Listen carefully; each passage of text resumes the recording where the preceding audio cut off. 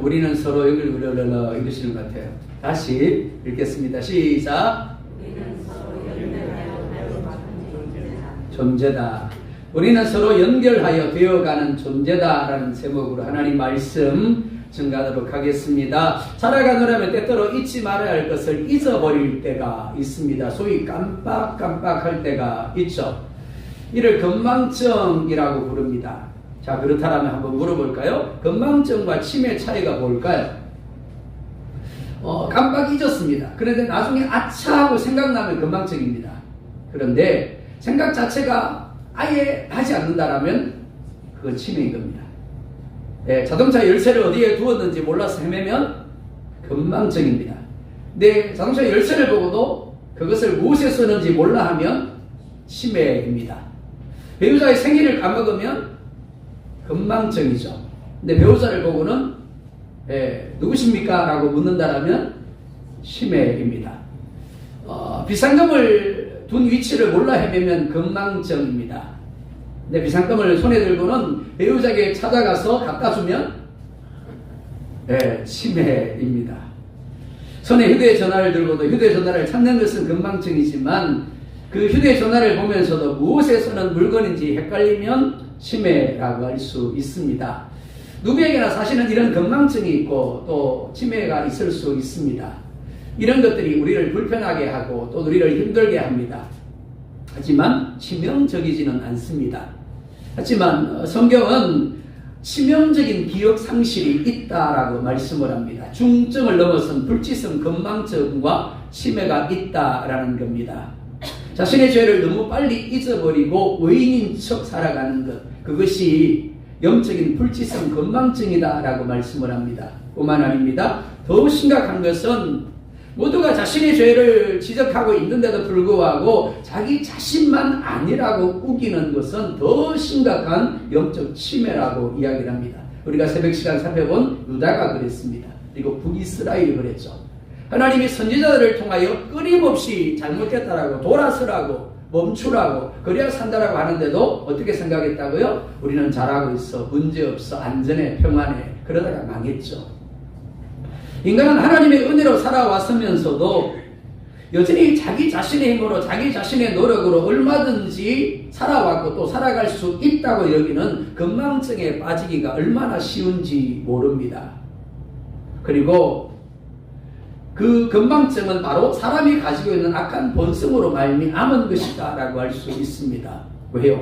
내가 하나님이다라고 여기기 때문에 그렇습니다. 내가 왕이고 내가 주인이다라고 여기기 때문인 거죠. 그러니까 내가 이렇게 하면 저렇게 하면 잘 될 거야, 잘 살 거야, 그렇게 생각하는 겁니다. 그런데 다윗은 시편 103편 2절에서 자기 영혼을 향하여 이렇게 고백을 합니다. 내 영혼아 여호와를 송축하며 그의 모든 은택을 잊지 말지어다. 다윗이 얼마나 뛰어난 사람입니까?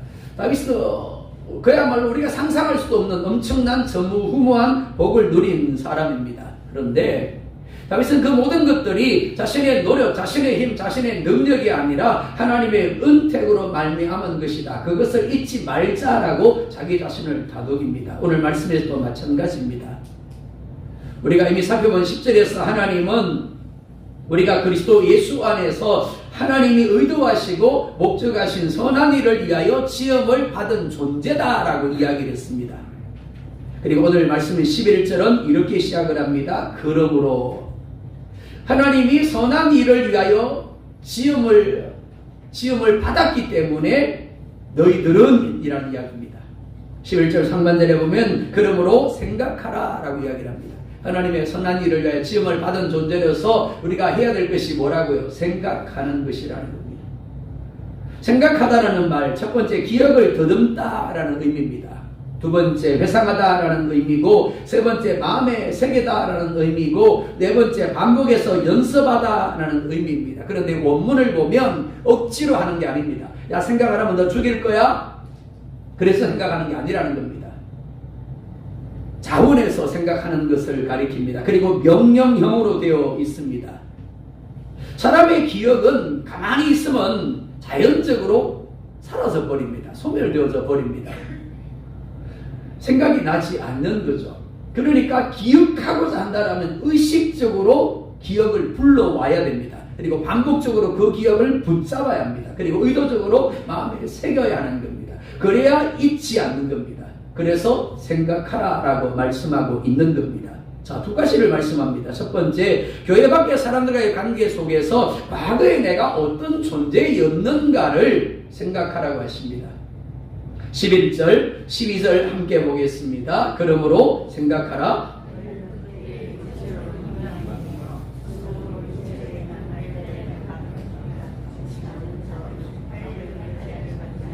징함을 받는 자들이라. 그때 너희는 그리스도 밖에 있었고 이스라엘 나라 밖에 사람이라. 약속의 언약들에 대하여는 외인이요 세상에서 소망이 없고 하나님도 없는 자이더니 아멘. 왕따라는 단어 들어보셨을 겁니다. 투명인간이라는 단어 들어보셨죠? 어느 초등학교에서 그런 일이 있었습니다. 한 아이가 있는데 왕따인 거예요. 투명인간인 겁니다.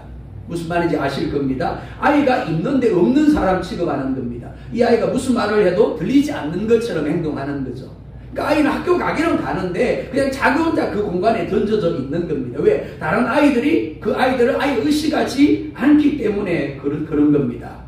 그런데 성경은 우리가 과거에 바로 그런 존재였다라고 이야기를 하고 있습니다.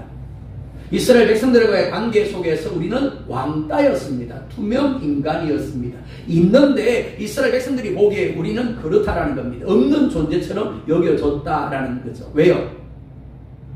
이스라엘은 하나님의 백성이었는데 우리는 이방인이라 불렸습니다. 그들은 약속을 가졌고 우리는 외인이었습니다. 그들에게는 하나님이 있었고 우리에게는 하나님이 없었습니다.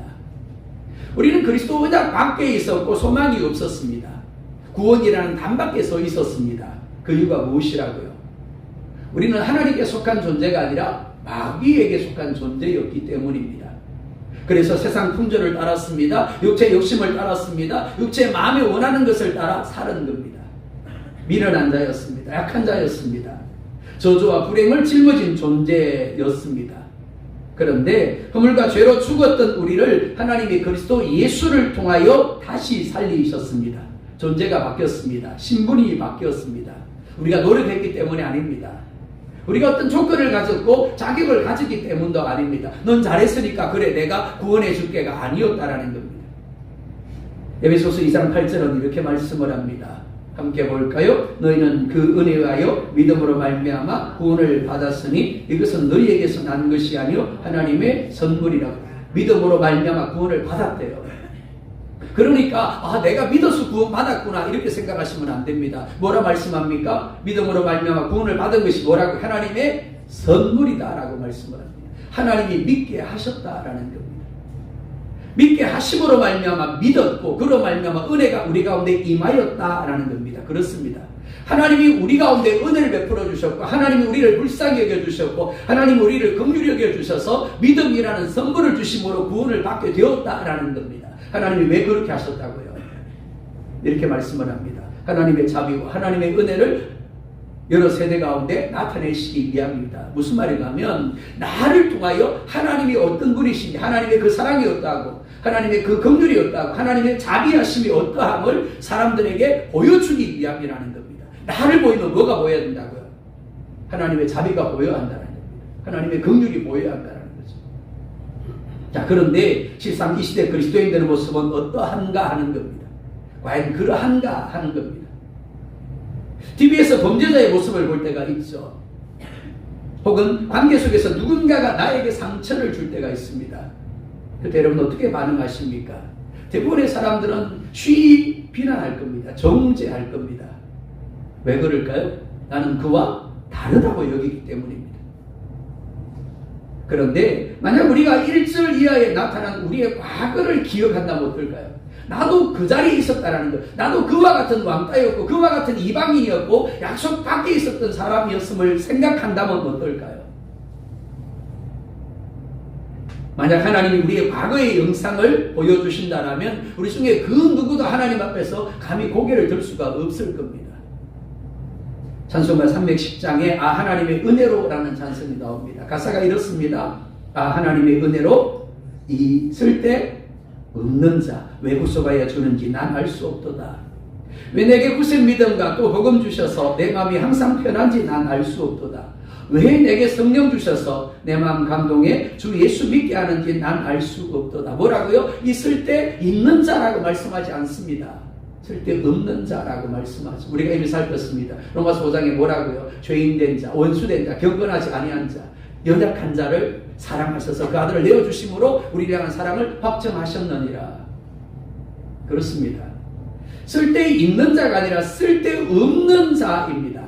이것이 단순히 노래가 되면 안 되는 겁니다. 우리의 진심을 담은 고백이 되어져야 됩니다. 그렇습니다. 나는 과거에 정말 쓸데없는 자였습니다. 왕따였습니다. 투명 인간이었습니다. 그것을 인정함으로 이 찬양을 부를 수 있어야 된다는 겁니다. 그래서 TV 뉴스에 나오는 누군가를 보면서, 나를 힘들게 한 그 누군가를 보면서 나도 저 사람과 똑같았는데, 나도 저 사람처럼 왕따였고, 나도 저 사람처럼 죄인이었는데, 이것을 의식적으로 생각하라는 겁니다. 그렇습니다. 기억이 바뀌면 태도가 바뀝니다. 그것을 기억할 때 나타나는 열매가 달라지게 되어지는 겁니다. 첫째, 은혜로 구원하신 하나님의 사랑에 감사하고 감격하게 되어집니다. 나 아니고는 구원받을 사람이 하나도 없어. 그런 사람은 구원받은 것에 대해 감사하지 않습니다. 감격하지 않죠. 근데 정말 내가 쓸데없는 자였다는 것을 인정한다면 어떨까요? 나는 구원받을 수 없는 자였다는 것을 인정한다면 어떨까요? 감격할 수밖에 없는 겁니다. 감사할 수밖에 없는 거죠. 더군다나 그런 나를 구원하기 위해서 하나님이 아들 예수님을 십자가에서 죽게 하셨음을 생각한다라면 감사하고 감격할 수밖에 없는 겁니다. 두 번째, 사람들을 정죄하는 대신에 겸손과 긍휼로 대하게 되어질 겁니다. 왜요? 나도 그와 같았기 때문입니다. 사도 바울이 돌에 맞으면서도 하나님 저들을 불쌍히 여겨주십시오. 계속해서 그들에게 포기하지 아니하고 복음을 전하려고 했던 이유가 바로 여기 있습니다. 그도 동일한 그 자리에 있었기 때문임을 늘 생각했기 때문입니다. 그래서 뭐라고요? 나는 죄인 중에 괴수였습니다 라고 고백했던 겁니다. 세 번째, 그들을 향해서 복음을 전하고 싶은 마음이 생기게 되어질 겁니다. 우리가 지금 누군가를 판단하고 비난하고 있다면 이유는 단 한 가지입니다. 우리의 과거를 잊어버렸기 때문입니다. 내가 과거에 어떤 사람이었는지, 어떤 존재였는지를 생각하지 못하기 때문에 그렇게 반응하고 있는 겁니다. 그런데 하나님 뭐라 말씀합니까? 생각해. 너도 과거에 그와 같은 자리에 있었어. 두 번째, 하나님이 하나 되게 하신 것을 생각하라고 하십니다. 이는 하나님의 은혜를 통하여 한 집사가 되게 하신 성도들과의 관계에 대한 말씀입니다. 13절 함께 보겠습니다. 이제는 전에 멀리 있던 너희가 그리스도 예수 안에서 그리스도의 피로 가까워졌느니라. 아멘. 멀리 있던 너희가 그리스도 예수 안에서 가까워졌다라고 말씀을 합니다. 그리고 16절에 또한 이렇게 말씀을 합니다. 함께 봅니다. 또 십자가로 이 둘을 한 몸으로 하나님과 화목하게 하려 하심이라. 아멘. 둘을 한 몸으로 만드셨다라고 말씀하죠. 13절과 16절에 공통된 것이 무엇입니까?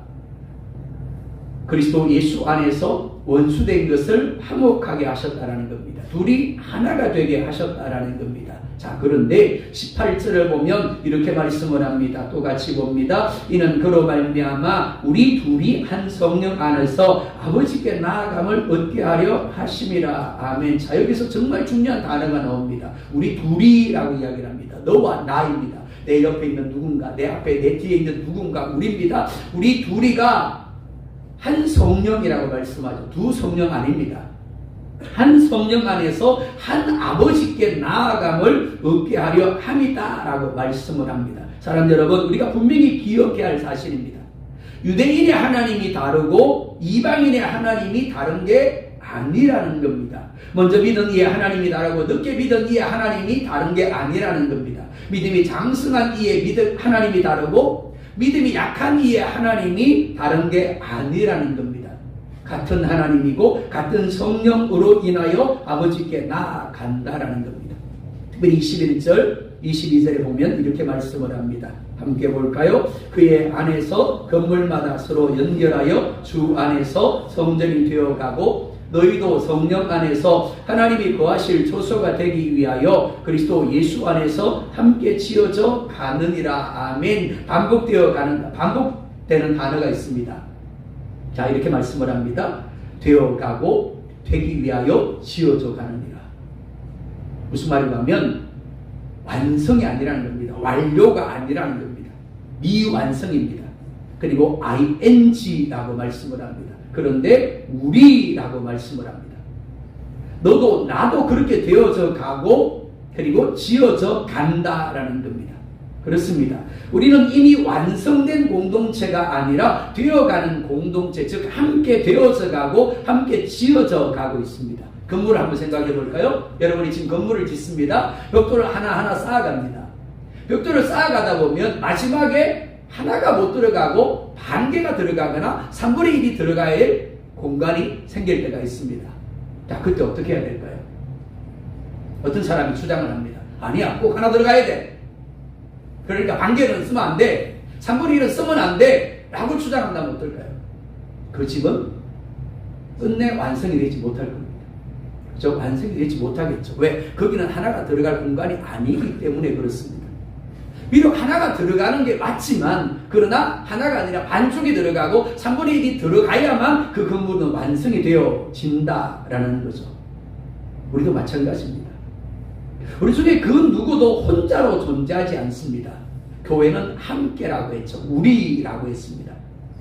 서로 연결된 함께 살기도 하고 함께 죽기도 하는 운명 공동체가 교회입니다. 무엇보다 우리 모두가 ing, 즉 미완성의 상태이고 완성을 향하여 함께 나아가고 있다는 것을 분명히 기억해야 합니다. 그렇습니다. 모든 교회들은 미완성입니다. 완성을 향하여 나아가고 있는 겁니다. 그러니까 이 땅의 교회들 중에 있는 미완성은 결코 문제가 되지 않습니다. 당연한 거예요. 아니, 목사님이 왜 저래? 장로님이 왜 저래? 그럴 수 있는 거예요. 왜 그렇다고요? 완성을 향하여 나아가고 있기 때문에 그렇습니다. 자, 그런데 그 미완성을 인정하지 못하고 허용하지 못하는 마음이 문제인 겁니다. 미완성이 당연한 건데 그 미완성을 받아들이지 못하는 겁니다. 빌립보서 2장 2절에서 4절에 이렇게 말씀을 합니다. 함께 볼까요? 마음을 같이하여 같은 사랑을 가지고 뜻을 합하며 한 마음을 품어 아무 일에든지 다툼이나 허용으로 하지 말고 오직 겸손한 마음으로 각각 자기보다 남을 낮게 여기고 각각 자기 일을 돌볼 뿐더러 또한 각각 다른 사람들의 일을 돌보아 나의 기쁨을 충만하게 하라. 나의 기쁨을 충만하게 하라 라고 말씀합니다. 너희가 이렇게 하면 내가 기쁨이 충만하게 될 거야 라고 이야기하는 겁니다. 어떻게 하라고요? 자, 첫째, 마음을 같이 하라 라고 말씀합니다. 생각과 뜻을 모아야 한다라는 겁니다. 어떻게 하면 될까요? 자, 벽돌을 예로 들었으니까 또 벽돌을 한번 예로 들어보자고요. 벽돌이 하나씩 간다고 그랬습니다. 마지막에 이제 반이 들어가야 됩니다. 근데 건축 전문가가 그러는 겁니다. 반뚝 들어가면 보기 싫어. 그러니까 하나 들어가야 돼, 꼭. 계속해서 그렇게 주장한다면 어떨까요? 그 건물은 완성이 될 수가 없다라고 했죠. 하나가 들어가면 좋겠지만 그러나 거기는 하나가 들어가면 공간이 아니기 때문에 반쪽을 쓸 수밖에 없는 겁니다. 3분의 1을 쓸 수밖에 없는 거죠. 마찬가지입니다. 우리의 생각과 뜻을 모으기 위해서 필연적으로 우리는 서로가 옳다고 여기는 자기 생각, 자기 주장을 이루는 것보다 하나됨을 지키는 것이 서로 조화를 이루는 것이 더 중요함을 인정할 수 있어야 되는 겁니다. 교회 가운데 다툼이 생기고 문제가 생기는 이유가 무엇입니까? 하나됨 깨트려도 괜찮다고 여깁니다. 조화가 되지 않아도 괜찮다고 여깁니다. 하고자 하는 그 일, 내가 옳다고 여기는 그 주장을 이룰 수만 있다라면 교회 깨져도 괜찮은 거예요. 상처받아도 괜찮은 겁니다. 시험에 들어서 믿음에 떠나가도 괜찮은 거예요. 그러다 보니까 교회 안에 다툼과 분쟁이 생기는 겁니다. 성경 어디에도 그렇게 말씀하지 않습니다. 나의 기쁨을 충만하게 하라. 어떻게 하라고요? 생각과 뜻을 모으래요. 그러기 위해서 내가 보기에는 옳은데 그러나 옳은 것만을 주장하지 말라는 겁니다. 그것보다 하나됨이 더 중요하대요. 조화를 이루는 것이 더 중요하다라는 겁니다. 둘째, 같은 사랑, 이해하고 용납하며 자신을 내어주신 예수님의 사랑을 가지라라고 이야기합니다. 예수님은 우리를 사랑한다라고 말씀하시면서 말로만 하지 않았어요. 신이 사람으로 내려오셨어요. 그리고 자기 자신을 십자가에 못 박도록 내어주셨죠.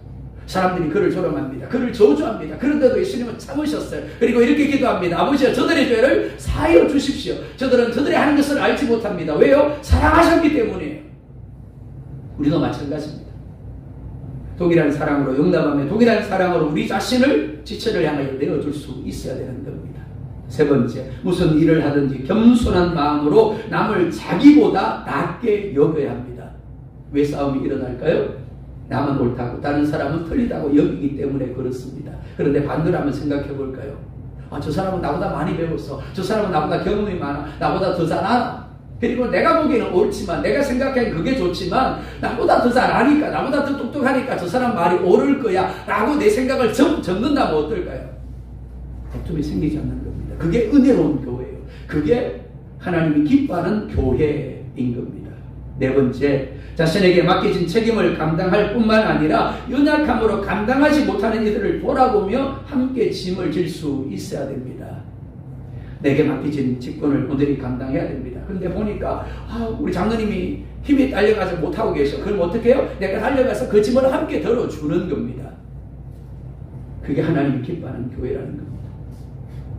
교회는 이기주의라는 죄의 본성으로 가득한 세상 사람들에게 천국이 어떤 곳인가를 보여주는 통로가 되어야 합니다. 여러분, 천국은 이런 곳이에요. 우리도 똑같이 당신들과 같이 이기적인 마음이 있습니다. 내 생각, 내 뜻을 옳다고 여기는 마음이 있습니다. 그러나 우리는 하나님 안에서 하나 된 것을 지키기 위해서 얼마든지 우리의 생각을, 우리의 감정을, 우리 뜻을 포기할 수 있습니다. 세상 사람들이 그건 우리를 보면서 어떻다고요? 믿는 사람들은 역시 다르네. 그렇게 인정하게 된다라는 겁니다. 이를 위하여 예수님이 죽은 겁니다. 그러기 위해서 우리는 나가 아니라 우리가 되어야 합니다. 주님이 가르쳐 주신 주기도문을 보면 하늘에 계신 나의 아버지여 라고 기도하라고 말씀하지 않으세요. 아니 왜 내가 기도하는데 하늘에 계신 나의 아버지여가 아니라 하늘에 계신 우리 아버지여 라고 기도하게 하시는가 하는 겁니다. 왜요? 교회이기 때문에 그렇습니다. 교회는 나가 아니라 우리가 되어야 합니다. 하지만 사단은 끊임없이 하나님이 하나 되게 하신 것을 끊어버리려고 시험합니다. 그래서 자꾸만 우리가 아니라 나에 반응하게 하려고 하는 겁니다. 그래서 자기 생각만을 옳다고 여기게 만들고 그것을 위하여 다투고 싸우게 하는 겁니다. 사랑하는 여러분, 하나님이 우리를 하나 되게 하셨습니다. 그리고 그렇게 하기 위하여 예수님을 십자가에 제물로 내어주셨습니다. 뿐만 아닙니다. 하나님이 함께 되어가고 또한 지어져 가게 하십니다. 지금 우리가 보기에는 연약하고 지금 우리가 보기에는 부족해 보이지만 하나님이 여전히 완성해 가시는 상태인 겁니다. 그렇기 때문에 하나님이 우리를 기다려주시는 것처럼, 하나님이 우리를 향하여 참아주시는 것처럼 우리도 그를 향하여 어떻게 해요? 참아주고 기다릴 수 있어야 되는 겁니다. 그러지 못하면 어떻게 된다고요? 다투게 되고 분쟁하게 되어지는 겁니다. 욕하게 되는 거죠. 정죄하게 되어지는 겁니다. 요다서 1장 17절에서 19절에 이렇게 말씀을 합니다. 함께 봅니다. 사랑하는 친구들이여,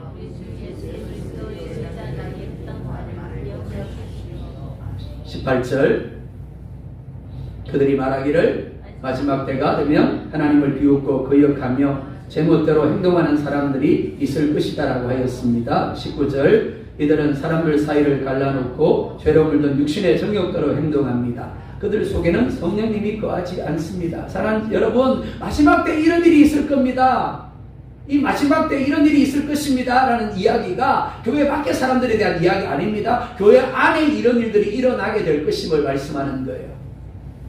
어떤 사람들인데요, 이렇게 말합니다. 하나님을 비웃고, 정말 대놓고 하나님을 비웃는다는 이야기 아닙니다. 자기 자신이 하나님이 된다는 이야기예요. 거역하며 하나님의 뜻과는 상관없이 자기 뜻을 옳다고 여기는 겁니다. 제멋대로 행동하는 사람들이 있을 것입니다. 그들은 사람들 사이를 갈라놓고 정욕도로 행하는데 그 이유가 성령님이 그 속에 거하지 않기 때문이다라고 말씀을 합니다. 우리가 정말 두려워할 될 말씀입니다. 교회 안에 머물고 있는데 혹은 그가 중직자일 수도 있습니다. 그런데 어떻다고요? 그 속에 성령님이 없대요. 구원받지 못한 사람이라는 이야기. 그러니까 어떻다고요? 자기 자신이 하나님 되고 하나님을 비웃고 하나님을 거역하며 자기 자신이 하나님이 되어 제멋대로 행동함으로 사람 사이를 갈라놓고 정욕대로 행한다라는 겁니다. 욥기를 보면 고난당한 욥을 위로하기 위해서 친구들이 찾아옵니다. 그런데 욥을 찾아온 친구들은 욥을 위로하는 것이 아니라 오히려 욥을 자신들의 생각과 자신들의 체험만 내세우며 벼랑 끝으로 내봅니다. 욥에게 요구합니다. 인정해. 네 죄 때문이야. 빨리 자백해. 욥이 하는 말은 들으러 가지 아니하고 무조건 욥을 틀렸다라고 단정을 합니다. 그리고 자신들의 주장만 반복해서 내세웁니다. 왜 이럴까요? 자기 자신이 과거에 어떤 존재였는지, 그리고 하나님이 그런 자신에게 어떤 은혜를 베풀어 주셨는지를 생각하지 않기 때문입니다. 교회라는 것이 어떤 곳인가를 생각하지 않기 때문입니다. 사도행전 2장 47절에 이렇게 말씀을 합니다. 함께 봅니다. 하나님을 찬미하며 백성에게 찬송을 하더니 주께서 구원받는 사람을 날마다 경외하게 하시리라. 아멘. 우리 교회가 이런 교회 되기를 원합니다. 초대교회는 하나님을 찬미하며 온 백성에게 칭송을 받는 교회였습니다. 그래서 주님이 날마다 믿는 일을 더하시는 교회였어요. 사도행전을 읽다 보면 참 부럽습니다. 한 번에 3,000명이 들어왔어요. 이럴 때 아멘 하셔야 돼요. 네, 한 번에 5,000명이 들어왔어요. 와, 대단하지 않습니까? 근데 그냥 들어온 게 아닙니다. 초대교회가 하나님이 그렇게 3,000명을 더하시고 5,000명을 더해도 괜찮은 교회였기 때문에 하나님이 그렇게 더하시는 거예요. 그런데 우리가 오해하지 말아야 될 것이 무엇일까 하면, 그리고 초대교회 사람들은 특별한 사람들이었겠네 라고 생각할 수 있다는 거죠. 아니라는 겁니다. 특별한 사람들이 아니었습니다. 우리와 똑같이 연약하고 문제투성이의 사람들이 모인 교회였습니다. 그런데 그들은 어떻게 그럴 수 있었을까요? 자, 44절에서 46절입니다. 시작. 믿는 사람이 가운데 있어 모든 물건을 서로 용서하고 세상과 소유를 돌아 각 사람의 의를 따라 날마다 성전의 보이기를 쓰고 집에서 떡을 떼며 빈곤과 분노하고 음식을 먹고. 아멘. 초대교회 성들이 어떻게 했다고요? 모든 물건을 서로 통용했더라. 두 번째, 재산과 소유를 팔아 각 사람의 필요를 나누어 주었더라. 또요, 마음을 같이하여 성전에 모이기를 힘쓰고 집을 떡을 떼며 순전한 마음으로 음식을 먹었더라. 어떻게 이런 일이 가능했을까요? 44절에 보면 이렇게 말씀을 합니다. 다 함께 있어. 한글 성경에서는 다 함께 있어라고 번역되었지만 이를 원문에서 보면 나는 그로 존재한다라는 의미입니다. 나는 그 사람으로 인하여 존재한다라는 의미입니다. 아담이 하나님이 하와를 지으시고 그에게 이끌어오실 때 이렇게 고백을 합니다. 이는 내 뼈 중에 뼈요 내 살 중에 살이로다. 이 말이 바로 그 말입니다. 그가 나고 내가 그입니다. 나는 그로 인하여 존재하고 그는 나로 인하여 존재합니다. 무슨 말인가 하면 남을 남으로 여기지 않았다라는 겁니다. 나 자신처럼 여겼다라는 거죠.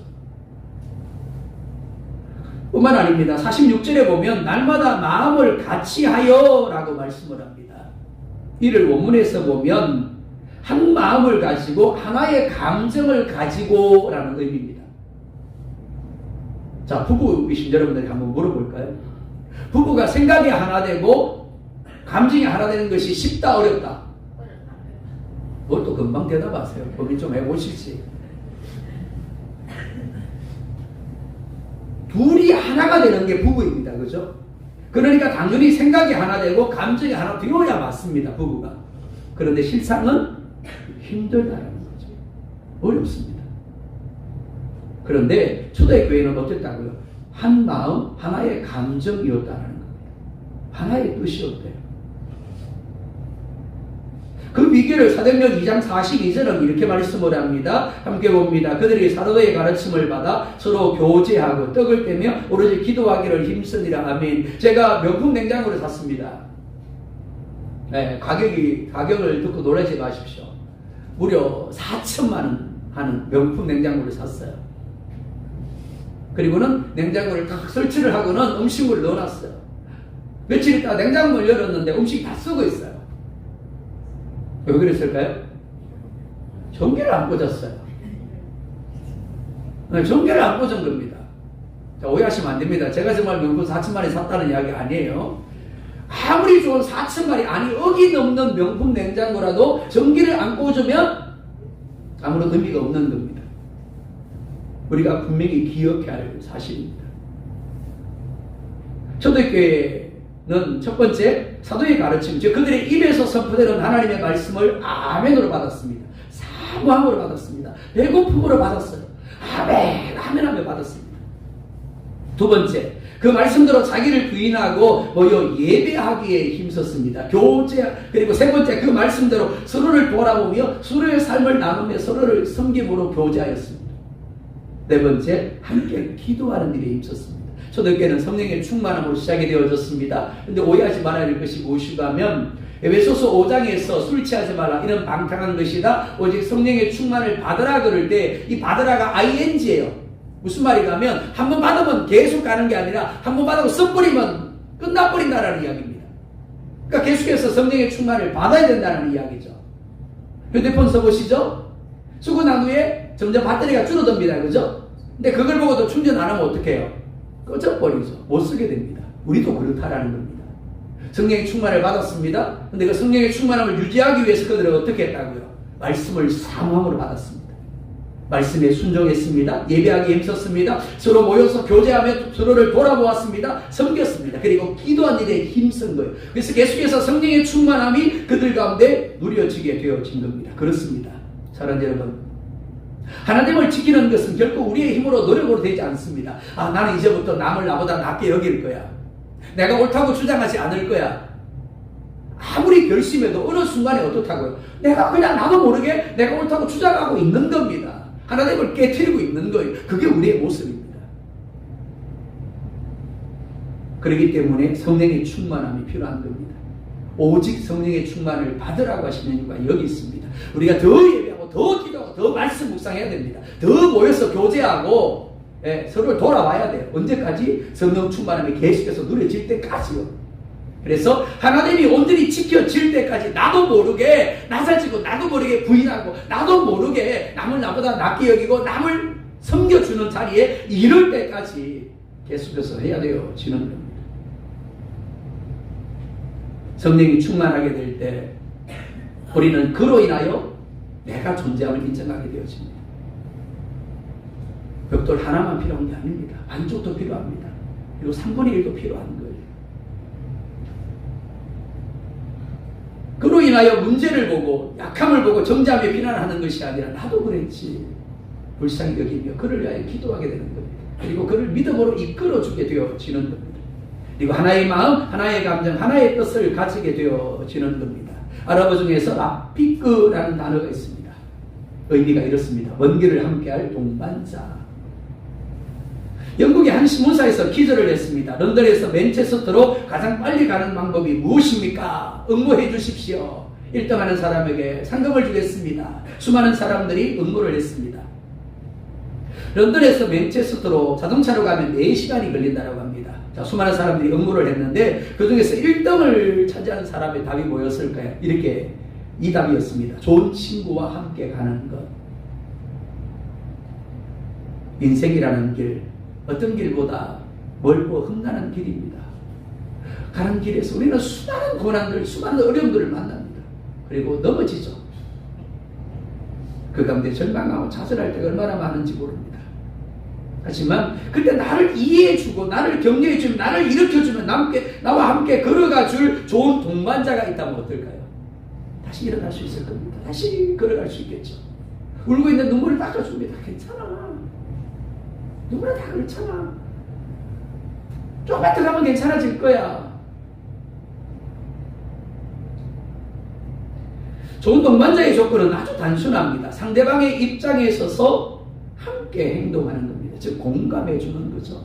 아프지, 힘들지, 고통스럽지, 괜찮아. 좀만 참자. 좀만 견디자. 좀만 더 열심히 바라보자.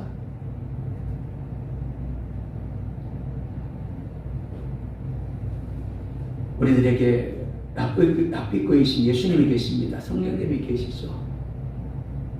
우리가 힘들어할 때 우리보다 더 힘들어하시고 우리가 아파하고 울 때 우리보다 더 아파하시고 힘들어하시는 분이 바로 예수님입니다.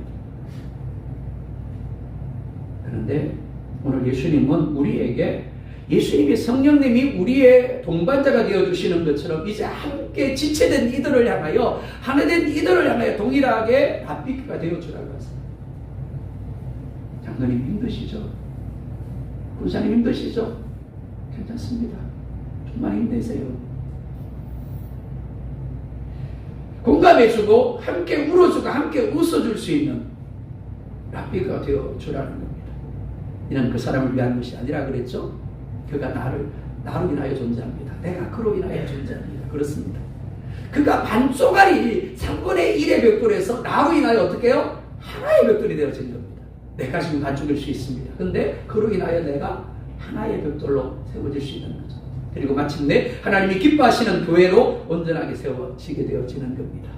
그런 우리 모두가 될 수 있기를 예수님의 이름으로 축복합니다.